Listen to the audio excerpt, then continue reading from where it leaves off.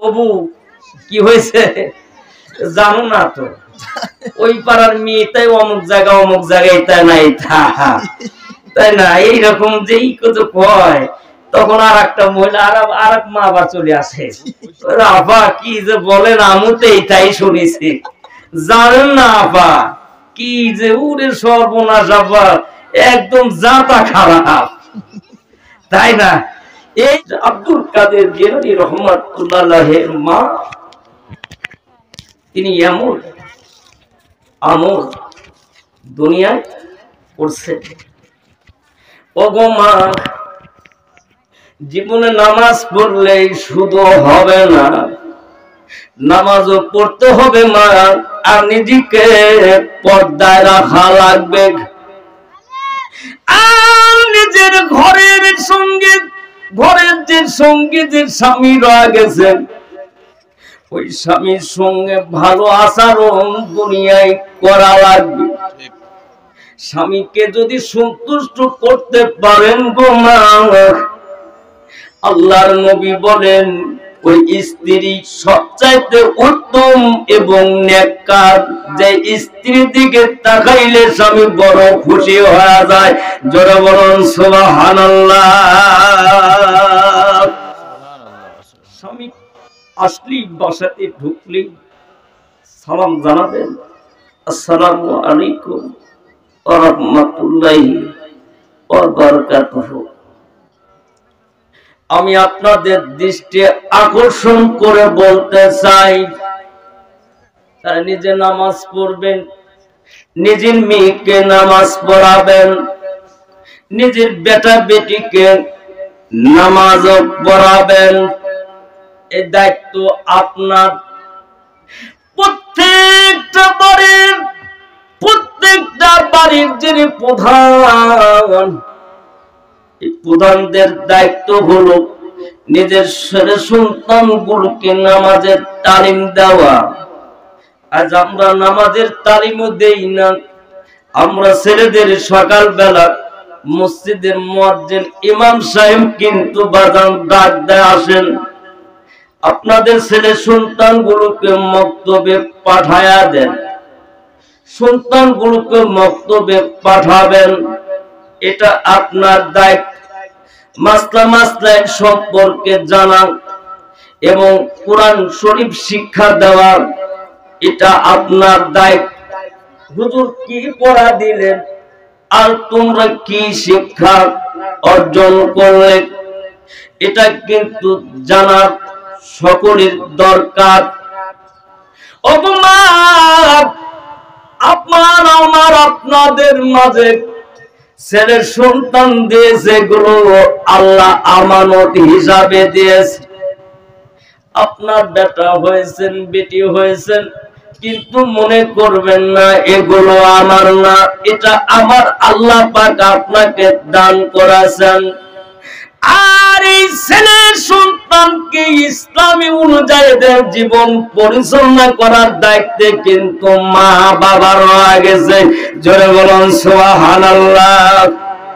এগুলো যদি আমরা সঠিকভাবে যদি এদের পরিচালনা করতে পারি, কিয়ামতের আদালতে, আখিরাতের আদালতে আমরা কিন্তু আল্লাহর কাছে বড় আসামির কাঠগড়ায় দাঁড়ায়া যাব।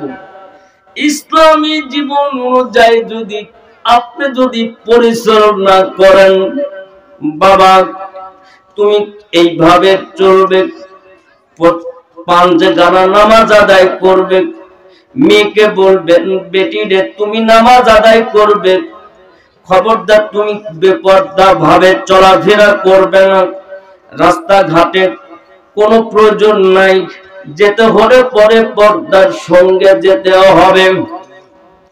এই ছেলে মেয়ের কারণে কিন্তু আপনি কিয়ামতের আদালতে আল্লাহর কাছে আসামির কাঠগড়ায় দাঁড়ানো লাগবে।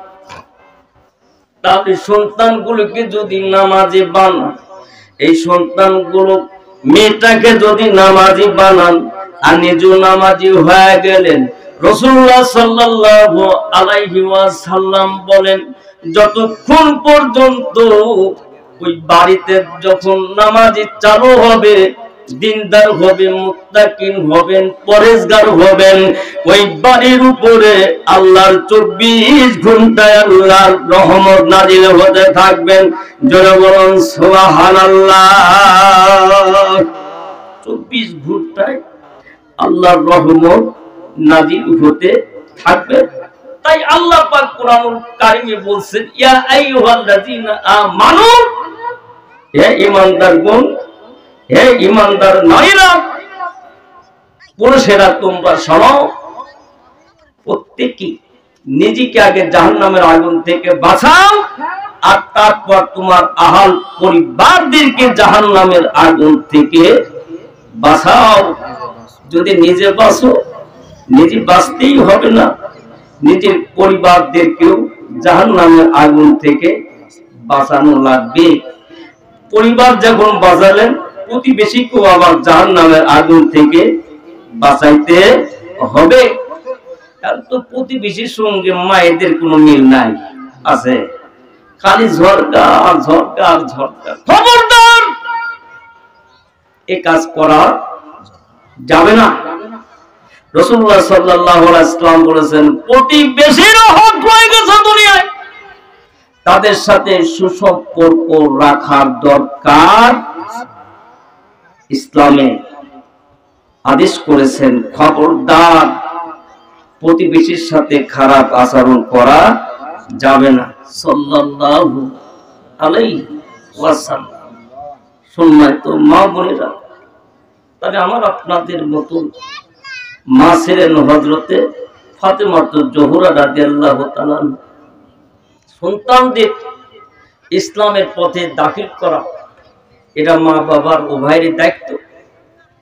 কারণ খানসা রাদিয়াল্লাহু তাআলা তার 4টি পুত্র সন্তান ছিলেন। তিনি মক্কা নগরী, আরবের জমিনে তিনি একজন মহিলা কবিদের মধ্যে সবচাইতে পারদর্শী একজন কবি ছিলেন। জোরে বলুন সুবহানাল্লাহ। কালেমা পড়ে যখন এই খানসা রাদিয়াল্লাহু তাআলা মুসলমান হয়ে গেলেন, মুসলমান হয়ে যাওয়ার পর তার এই সন্তানগুলোকে ইসলামের পথে দাখিল করছেন। জোরে বলুন সুবহানাল্লাহ। ওগো মা, তাহলে আমার আপনার দায়িত্ব হলো সন্তানগুলোকে আগে তাদেরকে ইসলামের শিক্ষায় শিক্ষিত করা। সকালবেলা মক্তবে দিবেন, রাত্রিবেলা সন্ধ্যার সময় আপনি বুখারী শরীফের হাদিস, মুসলিম শরীফের হাদিস, এবার কোরআন এবার শিক্ষা দেবেন, এগুলো সূরা কিরাত মস্ক করবেন।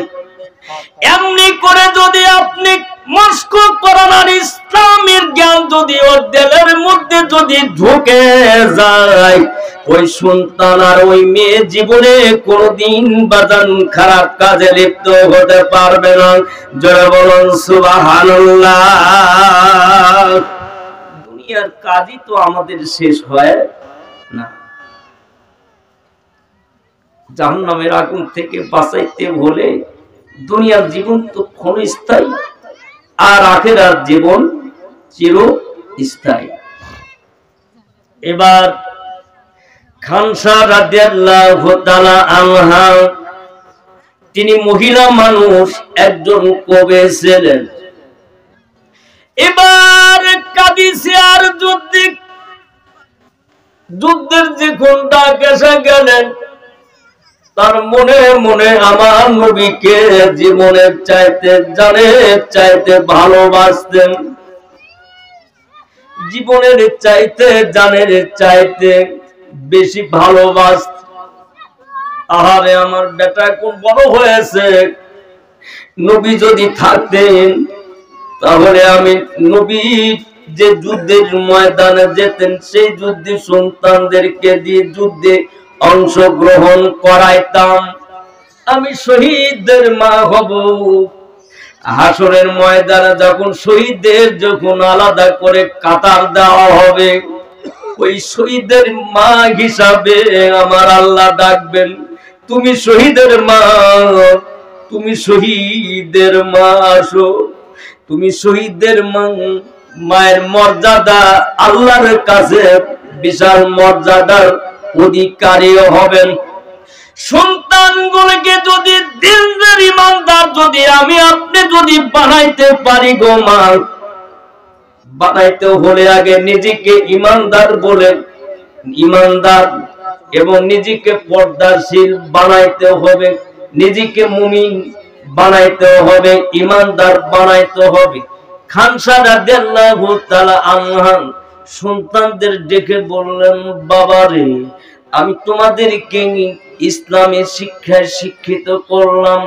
আমার নবীজিকে জীবনের আমি দেখেছি, আল্লাহর নবীর মতন আদর্শ এবং এত সুন্দর ভালো মানুষ গোটা পৃথিবীর জমিনের উপর নাই। আমি মা তোমারে ওসিয়াত করলাম বাবা গো, কাদিসিয়ার যুদ্ধে হযরত ওমর কিন্তু মুসলিম সেনাপতি, মুসলিম মুসলমানদের প্রেসিডেন্ট হলেন খলিফাতুল মুসলিমিন হযরতে ওমর ফারুক রাদিয়াল্লাহু তাআলা। আর তোমরা এই যুদ্ধের ময়দানে তোমরা অংশগ্রহণ করবে বাবা। আমি মা ওসিয়াত করলাম, তোমরা চারটি সন্তানই তোমরা যুদ্ধের পোশাক গুলো তোমরা পরে নাও। আম্মা জান আয়েশা সিদ্দিকা আনহা তাকায় দেখতেছেন আর বলতেছেন, আমি দেখতেছি খানসা রাদিয়াল্লাহু তাআলা আনহা এবার কলিজার টুকরা সন্তানদেরকে যুদ্ধের পোশাক পরায় দিতেছে। একটু মাত্র মনের মধ্যে কিন্তু কোনো চেতনা নাই। আমার সন্তান মারা গেলে আহারে মারা যাবে কেন? তার মনের মধ্যে কল্পনা বিশ্ব নবী রাহমাতাল লিল আলামিন তিনি যুদ্ধের ময়দানে নিজের যুদ্ধ পরিচালনা করেছেন, উহুদের প্রান্তরে, বদরের প্রান্তরে, আল্লাহর নবী আযহাবের যুদ্ধে, খন্দকের যুদ্ধে। আমার মন যদি চায় আমার বেটাকে এই যুদ্ধের ময়দানে, আমি বেটাকে যুদ্ধের ময়দানে সৈনিক হিসাবে পাঠায়া দেব। বেটারে তোমরা পাশে বসো। এবার বেটাগুলোকে যুদ্ধের পোশাক পরায়া দিয়া বললাম, বাবা রে আমি মা এই দুনিয়ায় জানি, আমি মা জানি সন্তান কার, আমি মা জানি আমার চরিত্র ভালো কি মন্দ এই পৃথিবীতে একমাত্র আমার আল্লাহ ছাড়া দুনিয়ায় কেউ জানে না। আমি মা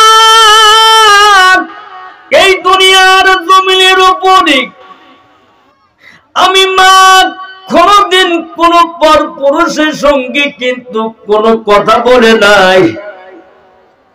আমি মা একজন সতী ছিলাম। তোমাদের আমি সুন্দরভাবে, তোমার বাপ এক, তোমার বাপ কিন্তু দুই না। আমি তোমাদের মা, আমি মা হিসাবে ওসিয়াত করলাম, বাবা রে কাদিসিয়ার যুদ্ধের ময়দানে তোমরা অংশগ্রহণ করবে। রোম সম্রাটদের বিরুদ্ধে তোমরা যুদ্ধ করে যদি তোমরা শহীদ হয়ে যাও, আমি মা কিয়ামতের আদালতে, আখিরাতের আদালতে শহীদের মা হিসাবে দাঁড়ায় যাব। জোরে বলুন সুবহানাল্লাহ। মা কাঁদতেছেন আর বলতেছেন, বাবা আমি আমার নবীকে তোমাদের চাইতে, পৃথিবীর সকলের চাইতে আমি বেশি ভালোবাসি। জোরে বলুন সুবহানাল্লাহ। আমার আপনার সন্তান সকালবেলা ফজরের নামাজের মুয়াজ্জিন সাহেব আযান দেয়, সন্তানগুলোকে বিছানা থেকে টান দিয়ে উঠায় আনি আমরা মসজিদে পাঠাইতে পারি না। কেমন আমরা মা হতে পেরেছি দুনিয়ায়? এই জন্য এই সন্তানগুলিকে যদি আপনি নামাজে পাঠাইতেন মা, ফেরেশতারা আপনার জন্য, আল্লাহ পর্যন্ত আপনার জন্য খুশি হয়ে যেতেন। জোরে বলুন সুবহানাল্লাহ। এই সন্তানগুলো যত ভালো নেকের কাজ দুনিয়ায় করবে, আপনি সেই নেকের অংশীদারি হবেন। আপনি মরে যাওয়ার পর আপনার সন্তান ভালো কাজই করতে থাকবে, এই ভালো কাজের মাধ্যম দিয়ে আপনার কবরখানায় বেহেশতের বাগান পরিণত হবে। জোরে বলুন সুবহানাল্লাহ। ওগো মা, তাহলে সন্তানের আশা করলেন না, চায় যে আল্লাহর দিন আল্লাহর জমিনে প্রতিষ্ঠিত হোক। এ জীবন তো জীবন নয়, আমি শহীদদের মা হব। ইমানের কত কঠিন পরীক্ষায় নিমজ্জিত হয়ে গেলেন। আমি আমার নবীর সঙ্গে আমার একটা বেটাকে দিতে পারলাম না। আজকে কাদিসিয়ার যুদ্ধের ময়দানে আমি আমার বেটাকে, 4টি সন্তানকে আমি পাঠায়া দেব। আম্মাজান আয়েশা সিদ্দিকা আনহা দাঁড়ায় গেলেন পাশ। আম্মাজান আয়েশা সিদ্দিকা দাঁড়ায় যাওয়ার পর তাকায় দেখতেছেন মা নিজে হাতে সন্তানগুলোকে বাজান যুদ্ধের পোশাক পরায়া দিতেছে। এবার যুদ্ধের ময়দানে চলে গেলেন মা, চলে গেলেন সন্তানগুলো। আর আল্লাহর কাছে দুটো হাত উঠায়া মা দোয়া করতেছেন, আল্লাহ আমার বেটা গুলোকে তুমি শহীদের কাতারে আল্লাহ দাখিল করে নাও। আমি যেন কিয়ামতের আদালতে, আখিরাতের আদালতে যেন আমি শহীদের মা হিসাবে আমি যেন পরিচিত হতে পারি। আল্লাহ তুমি কবুল করে নাও। যুদ্ধের ময়দানে বাজান, এবার বাজান মুসলমানদের জয় হয়ে গেল।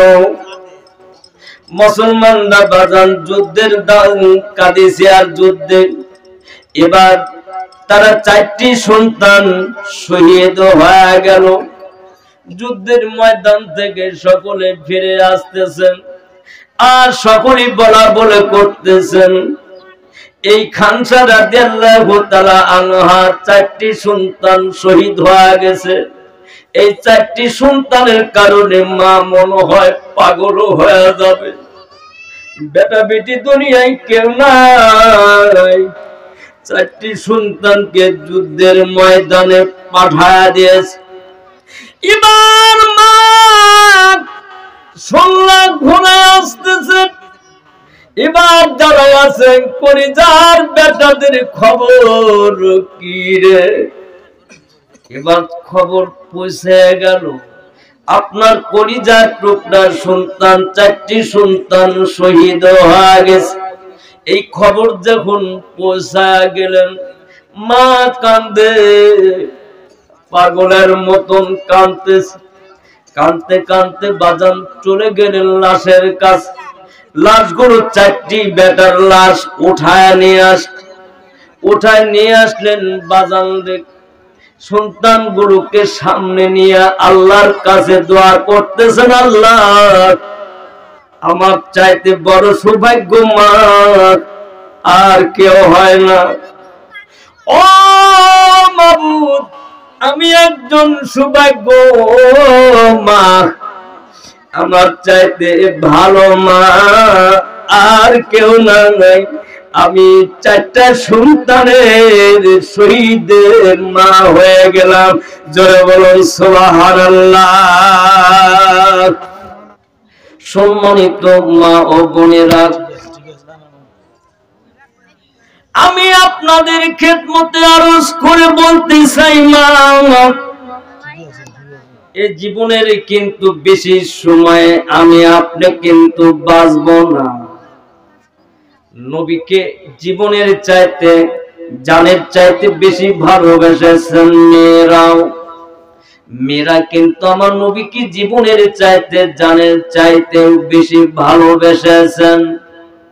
তার প্রমাণ হলো খানসা রাদিয়াল্লাহু তাআলা আনহু কলিজার টুকরা সন্তানগুলোকে দিয়ে কিন্তু প্রমাণ করে দিয়েছেন।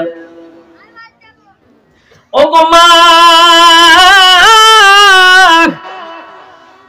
তাই নিজেকে জাহান্নামের আগুন থেকে বাঁচানোর জন্য যে কাজগুলো আমাদের দরকার রয়ে গেছে সেই কাজগুলো আমাদের পরিচালনা করতে হবে।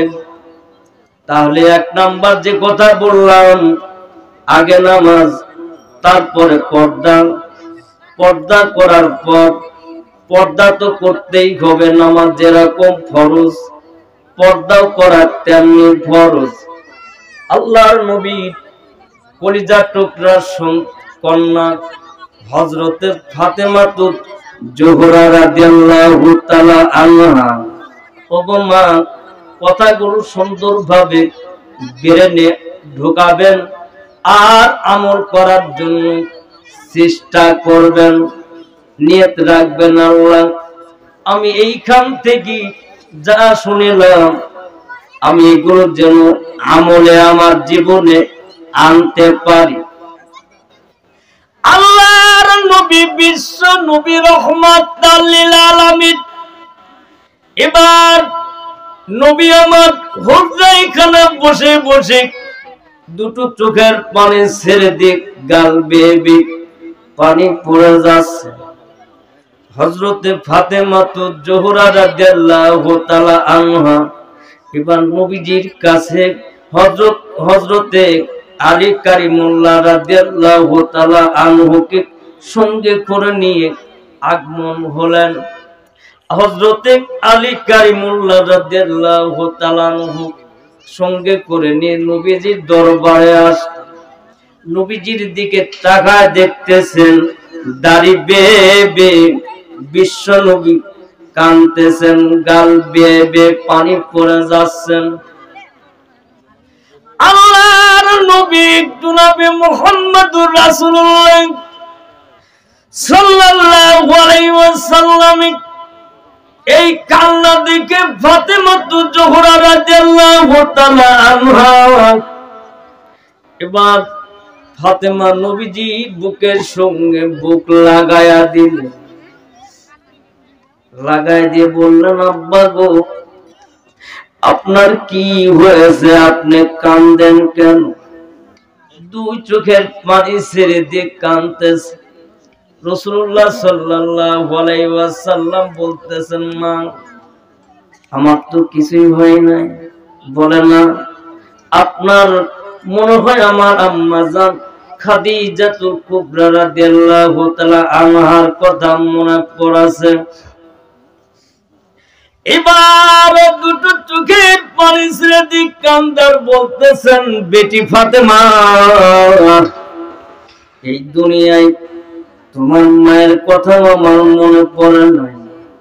বলে, কি জন্য আপনি কান্দেন গন বাবা?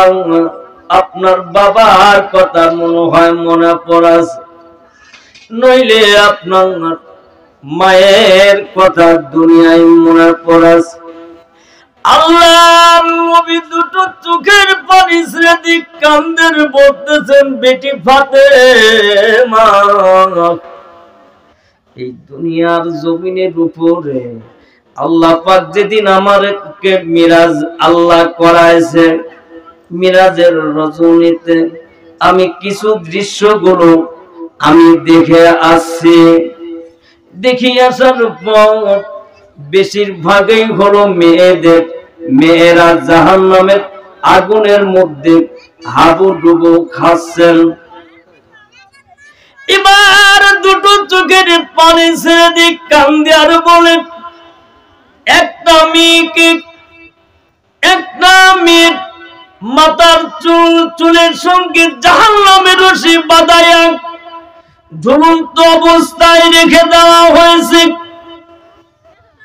রাসূলুল্লাহ সাল্লাল্লাহু আলাইহি ওয়াসাল্লাম বলেন, এই মেয়েটা কাঁদতেছেন আর বলতেছেন, আল্লাহ, আমি এই জাহান্নামের আগুন সহ্য করতে পারছি না, মেহেরবানি করিয়া আল্লাহ গো, তুমি আমাকে জাহান্নামের আগুন থেকে আল্লাহ বাঁচাও। ফাতেমা জোহরা রাদিয়াল্লাহু তাআলা আনহা বললেন, আব্বা গো, এই মেয়েটার কোন অপরাধের কারণে এই শাস্তি দেওয়া হতেছে একটু বলুন। তারে শাস্তি দেওয়া হতেছে। এবার বলতেছেন, যে মেয়েটা জিহ্বা টেনে বের করে রাখা হয়েছে আর গলায় গরম পানি ঢালা হতেছে। স্বামী কাজে থেকে যখন আসতো স্বামীর সঙ্গে কখনো কোনোদিনও ভালো আচরণ করতো না, ভালো আচরণ করতো না। তিনি প্রতিবেশীর সঙ্গে খারাপ আচরণ করতেন, ঝগড়া করতেন। এই ঝগড়া করার কারণে তাদের সঙ্গে প্রতিবেশীর সঙ্গে ভালো আচরণ করতেন না, আর স্বামীকে সব সময় বেশি বেশি দুনিয়ায় কষ্ট দিত, যার কারণে আল্লাহ পাক তার শাস্তির ব্যবস্থা এইভাবে করে রেখেছেন। জোরে বলুন নাউজুবিল্লাহ।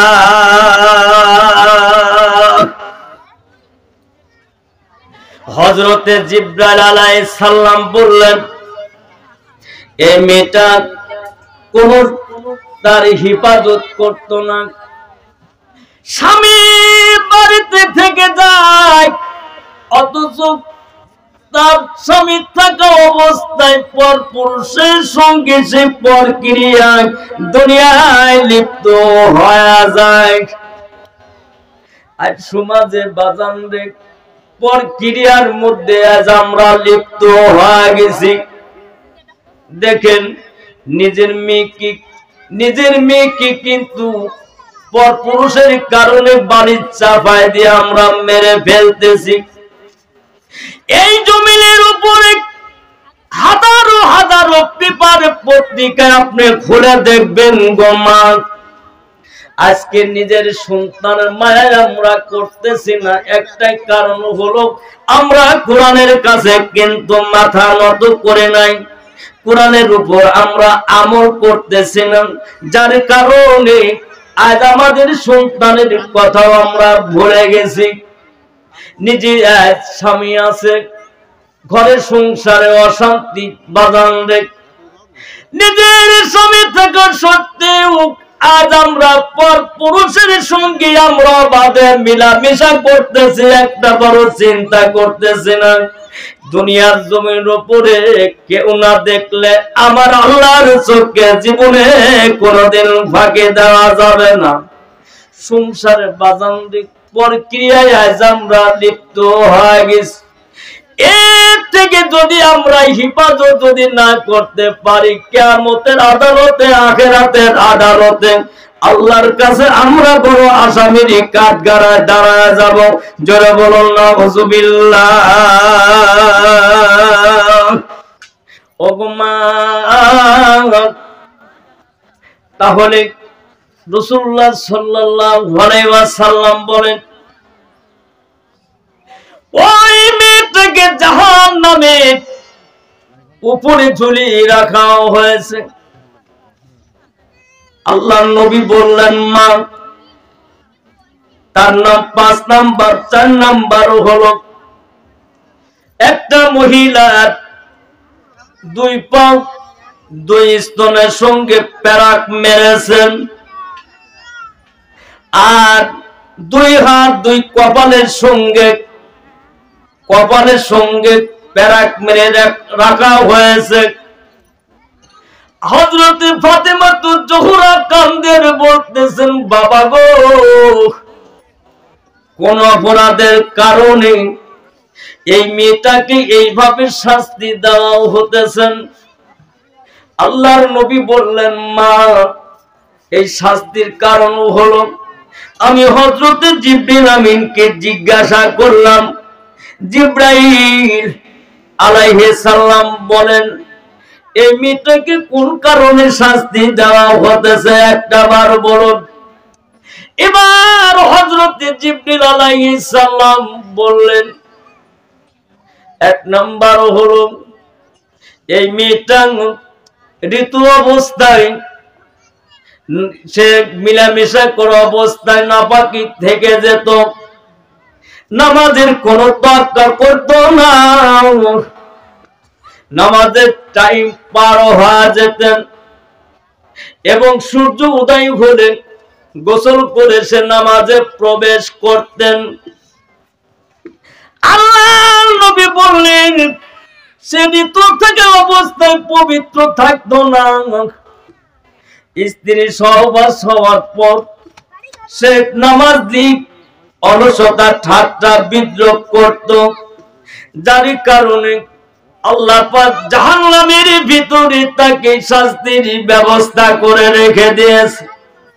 ফাতেমাতুজ জোহরা রাদিয়াল্লাহু তাআলা আনহা দুটো চোখের পানি ছেড়ে দিয়ে কাঁদতে বলতেছেন, বাবা গো, আর কোন কারণ আরো কি কোন দৃশ্য দেখেছে? আল্লাহর নবী বললেন, ফাতেমা, আরো দৃশ্য আমার চোখের সামনে এখনো ভাসতেছেন। আল্লাহর নবী বললেন, না ফাতেমা, এই মহিলাটার যেই শাস্তি দেওয়া হতেছেন, মা আমি নবী বলে গেলাম, মা গো, तमाम পৃথিবীর কিয়ামত পর্যন্ত মায়েরা জানবেন যে হাদিস আমি বলে গেলাম আমি নবী যা জানি মা তোমরা কেউ জানো না, আমি রাসূল যা জানি তোমরা কেউ জানো না। মা গো, এই মহিলাটা সর্বসময় মিথ্যা কথা বলতো, চগলখড়ি করত।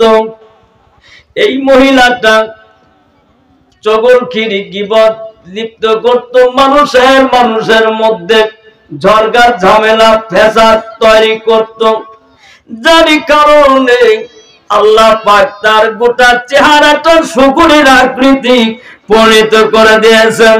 জোরে বলুন নাউজুবিল্লাহ।